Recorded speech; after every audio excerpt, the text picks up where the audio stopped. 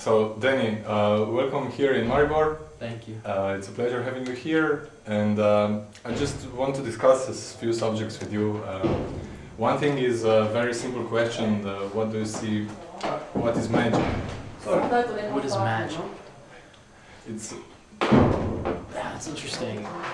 I think for you. what is magic for me? It's a hard question. It's I don't want it to be too hard. It's just how you find. For me, the kind of magic that I like to do is visual magic. Yes. Stuff you don't have to think about too much. You know, it's almost instant gratification. The coin disappears, or the flowers float. You know, just real simple, pure kind of magic. But I appreciate all types. You know, from puzzle magic to you know, stuff you have to think about more. So you know, it's interesting. I look at my magic like it should be magical, and it doesn't necessarily have to fool people. It doesn't have to be a puzzle. It's more about just creating a magical experience.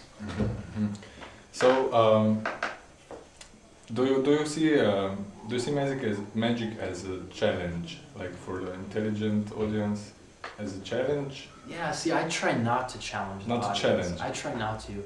I don't overprove my tricks. So, like I do a trick where I sit in the air with no chair. I choose not to do any hoops or, you know, a lot of proving. I think it should be magical, but I'm not trying to challenge the audience. Like, oh, I'm smarter than you and you can't figure it out. I don't like that style for me. Yeah. Okay. Who was like the biggest influence, from magical performers for you? Well, I grew up watching David Copperfield and David Kaplan. No, I grew up watching David Copperfield, and really I feel fortunate that he was the master magician at the time that I was growing up and getting interested in magic, because the magic he does looks like magic, and a lot of the routines he did I feel have never been done better.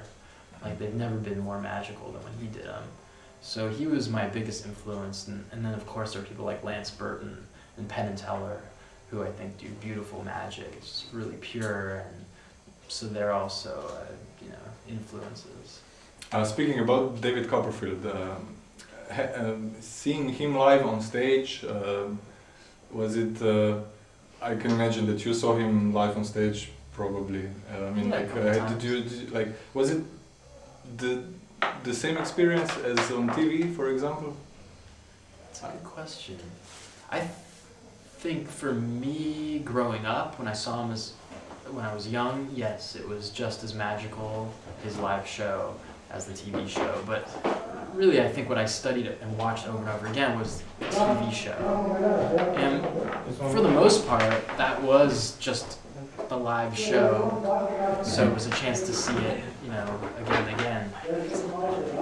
So yeah, for me, I know that some people have said that his live show isn't as good anymore, but really when I saw him, he was always good. I feel lucky, you know. Yeah. Okay.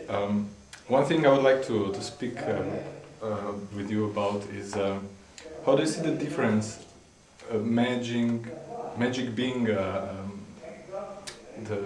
performing arts, or say performing lies? I mean, what makes magic being art? Well, I think real art and magic takes two things. First, I think it has to look magical. And so if it doesn't fool anyone, or you know, it doesn't look good, then it's not artistic. So for magic to be artistic, it has to be magical. And number two, I really believe that a real true magician artist is doing unique magic. So they have their own voice. They're not doing the same thing that other people do. So that doesn't always mean for me that they have to make up every trick and it has to be original, although I think that's good. But at least they have their own point of view, and they don't do magic in the same way as other people. So I think for it to be truly art, it has to be these two things together. Mm-hmm. There is one more thing that you already spoke about in your lecture. Like the videos that you put on YouTube with some illusions, and I would like to speak with you about the creative process behind.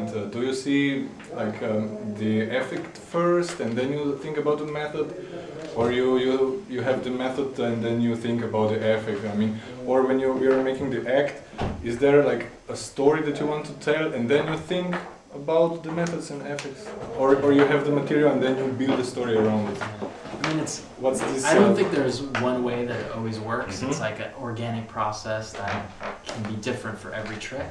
But most of the time, for me, the effect comes first. Mm-hmm. So I imagine what I would want to do first, and then match a method to that effect. So then I think, oh, how could this possibly work? And come to the method second.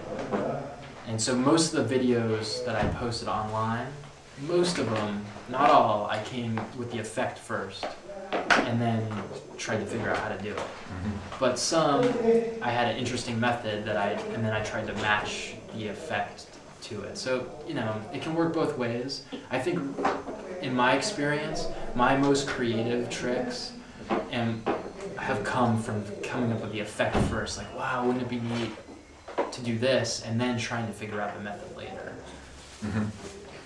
Mm-hmm. One more thing, traveling around the world and seeing different kind of shows, magic performances, and do you see magic changing during years, or if you compare from the past and in the times that we live now in 21st century, do you see magic changing on stage? Yeah, I definitely see it changing. Yeah. I mean, it can't help but change because as our culture creates new technologies, magicians can't help but integrate those into their own shows. So it's neat, you know, every generation is going to have its own style of magic because by nature of our world it's constantly changing, and I think a lot of magicians don't want to do the same thing, and they look to new technology and new thinking and add that to their magic to create new stuff. So I think it's exciting. I think what's happening on YouTube with magic is really interesting.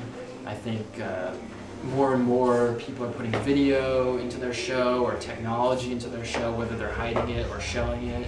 And that's really interesting. All these things are becoming more available to magicians, and it's making people's magic more interesting too, or you know, changing it. It's refreshing. Mm-hmm, mm-hmm. Okay, maybe just last question. David Blaine or Criss Angel? That's amazing. Amazing. Marianne or Ginger? Yeah. So you want me to choose, like, who do I... Like for you, of course, like who's... Yeah, you know, if you would have to decide, what would you prefer? It's funny, you know, I haven't studied Criss Angel, like I haven't watched a lot of his stuff, but a few things are really, really good that I've seen. So he does some cool things. I think he has so much stuff, like he has to come up with so much new material that, of course, some of it's going to be weaker than other material. So I kind of wish he would have the style of David Blaine and do less, you know? So maybe David Blaine, for now, is still doing more interesting stuff. I like the questions he asks with his stunts, like whether it's real or not, and I think he was, you know, I think David Blaine was probably the reason Criss Angel is able to do what he does.